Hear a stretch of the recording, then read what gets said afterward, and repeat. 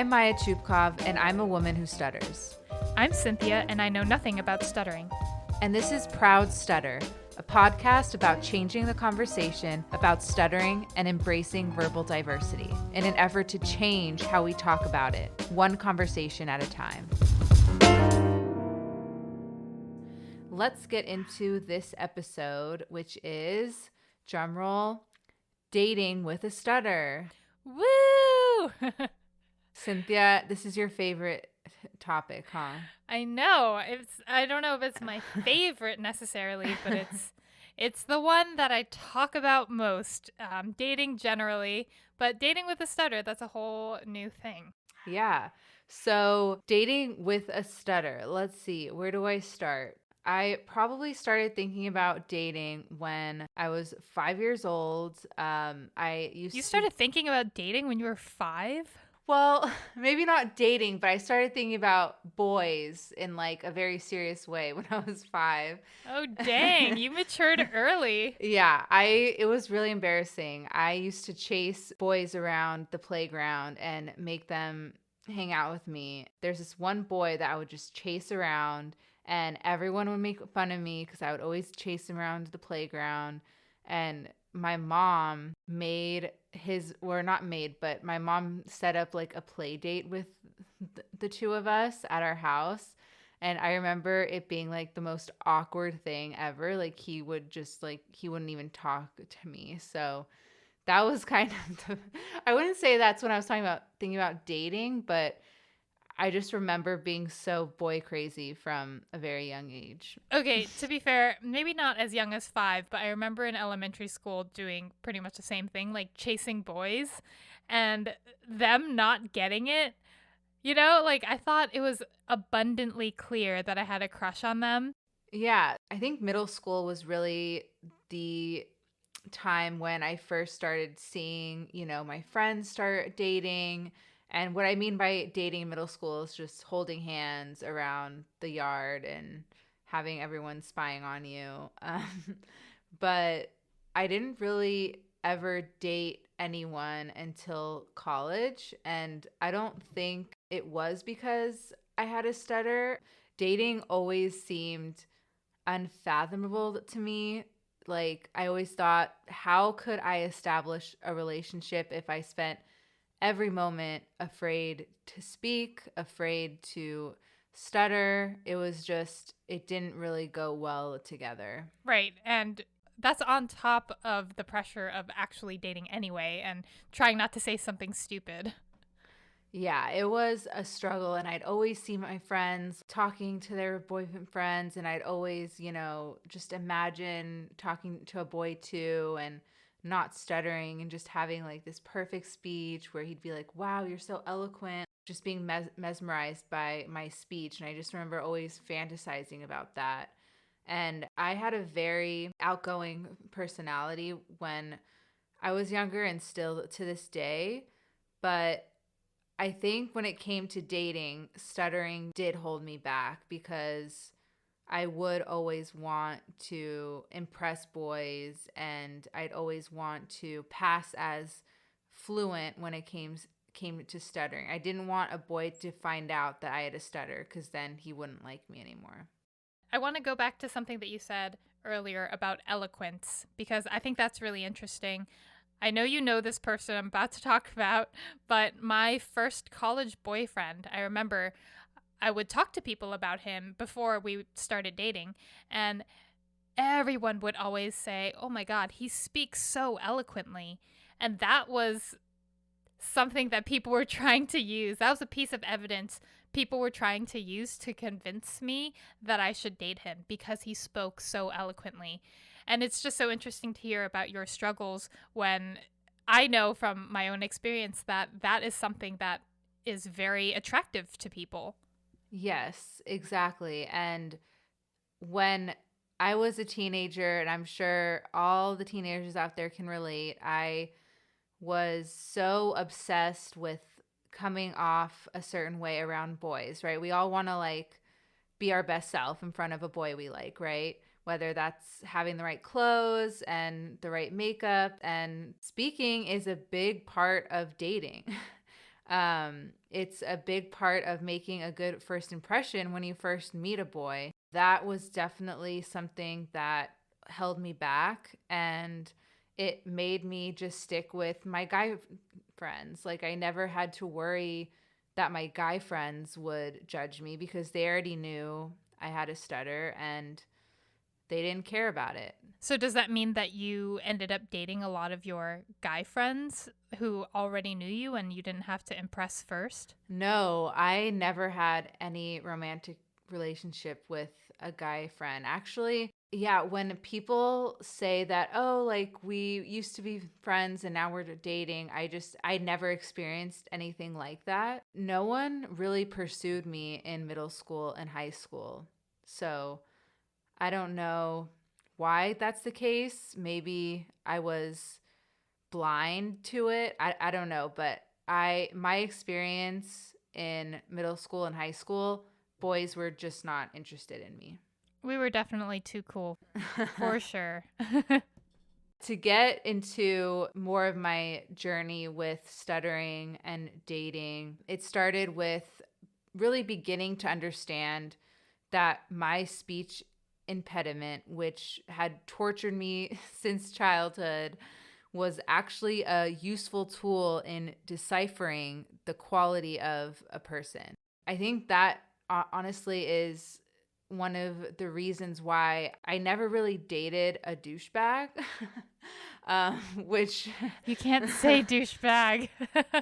well, I never dated a really mean or like a shady person that treated me poorly, like seriously. Like all the serious boyfriend friends I've had have been very positive and now that I'm thinking about it, most of the guys that I've dated seriously were very patient and chill dudes.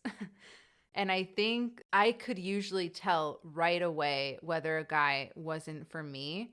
And, some of the examples are, did they try to complete my sentences when it took me a while to get a word out? Did they give a panicked look of discomfort after I openly stuttered?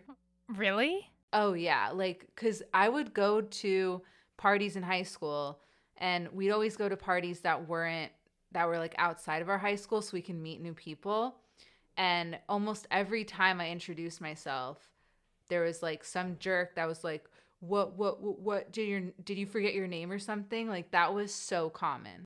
That is so mean. Oh my God. Okay, if anyone is listening, if you are listening and you are a teenager or, someone in your young 20s, please don't do this. It's so mean. Yeah, and usually it's like a gut reaction for someone to like playfully, make fun of a stutter because maybe they think it's like a one-time occurrence and they just think you're nervous or something. Oh, So you that think that they did that as sort of a form of banter? yeah, Oh my God. That is so sad. I know. I know. And I've had friends, like I have kept friends that would constantly make fun of my stuttering. Really? Yeah, and I think the one person. I'm not gonna say their name, and I'm not gonna go much further than that because I don't want them. I don't want to No, like. I want to know who it is now. No, because they might be listening, Uh, or they might. It's someone it's someone I know, and I really enjoyed hanging out with this person. But almost every time we hung out, there would always be some like mention of my stutter, like pretending to stutter himself and looking at me weird, like, get it out, get your words out, or something like that. yeah, like I never noticed your stutter until you pointed it out and told me that you had one. I mean, I assume it's because you felt comfortable around me. So, how is dating when you're already nervous, right? I mean, I get nervous on dates even when I don't care about the other person. It's just kind of like the fact that it's a date and that even if there's like a 2% chance that it goes anywhere, it's still a date and that makes me nervous. So, how do you deal with that when you're going into a date and you know that it's going to come up? So usually I just talk like normal, like I don't try to hide my stutter. and I kind of just be as true to myself as possible, because when I first started dating and I really tried to hide my stutter, the date would never go well because it was really obvious I wasn't being authentic, and I was just not, it was just very obvious I wasn't being myself. And so as I started dating and getting older, I really just was like, okay, if I'm going to be dating someone, they're going to have to deal with my stuttering. So I might as well just get it out of the way. Even though I would leave a lot of these more negative interactions feeling like really flustered, it really gave me a sense of clarity. Like, I knew the kind of man I wanted to pursue. And really, the judgmental, impatient types just wouldn't ever make the cut. So yeah, that's kind of how it worked. I need a filtering system like that. Yeah, it's a pretty good one. And my fiance, I never get tired of saying that. um, he did not bat an eyelash when we first met. I stuttered in front of him for the first time, and he kept eye contact with me even when I was taking time to get my words out. He never interrupted me. He never tried to guess what I was trying to say or complete my sentences. And I just remember very clearly when we first met, he engaged in the conversation as if there was nothing unique about my stutter, as if, stuttering isn't a problem to be fixed, but simply just another way of speaking. And later on in our relationship, I found out that he had a stutter when he was a child. He outgrew the stutter like most kids do, but he was really able to see past my stuttering. That is the cutest story. Oh, I love your fiance, who I know. He's not just someone that I've never met. Yeah, that's really interesting to think about because when I'm on dates, I don't have a stutter. I don't know if I've ever been on a date with someone who does stutter, but I think generally I feel immense pressure to fill in silences. It's almost to the detriment of, me being able to express myself because the moment I sense that there might be a moment of silence coming up, I'll fill in that silence with a question like, so, how's your weekend? Or, so that's an interesting piece of jewelry you're wearing. Tell me more about that. So it's just interesting to think about the opposite side where you need a lot of patience, which I don't have. But when you're dating someone with a stutter, you need to have that patience and not feel like you need to fill in the silence, or as you said earlier, to finish your sentence. Exactly. And having someone that is patient was always something I knew I needed in a partner, because not only because of my stutter, but also because I can be type A sometimes. I like to think of myself as type B, but if I'm going to be real, like, I do have some type A tendencies, and my fiance, he definitely chills me out. So that's ideal. And not everyone, you know, wants to deal with a person that stutters. And honestly, like, when I was younger, I was like, who would ever want to date me? Like, who would ever want to listen to my stutter all day long? That doesn't sound fun at all. Oh, baby Maya, no. I know, but Don't think that way. thankfully I don't think that way anymore, because dating was really rough when I was in middle school and high school, and the only date I ever went on, it was like a walk around the it was a walk around the schoolyard or whatever. And then he broke up with me on April Fool's Day. What? That was my first, I guess, dating experience, and it scarred me. And there was like a group around, and I kept saying to him, "Oh, April Fools." And then everyone was like, "He's serious, Maya." And I was like mortified. Oh, Do you know if it had anything to do with your stutter, or was it just kind of not the right? No, it's because I wouldn't kiss him. Oh, Typical dating stuff. that's arguably worse. I was a prude when I was in middle school. Oh, well, you were in middle school. Oh my God. Holy cow. I don't know. Maybe my middle school is weird, but I was definitely like people were making out, having sex, all that stuff during middle school. Man, I hope these guys, I hope these boys are better men now. I doubt it. Oh, I mean, maybe the ones I dated later they're probably fine, but yeah, I think the one that dumped me on April Fool's Day, I don't have high hopes for that one. well, I have a question for you. Okay. When you're on a date and you're chatting, are there particular topics that cause you to pause more or to stutter more?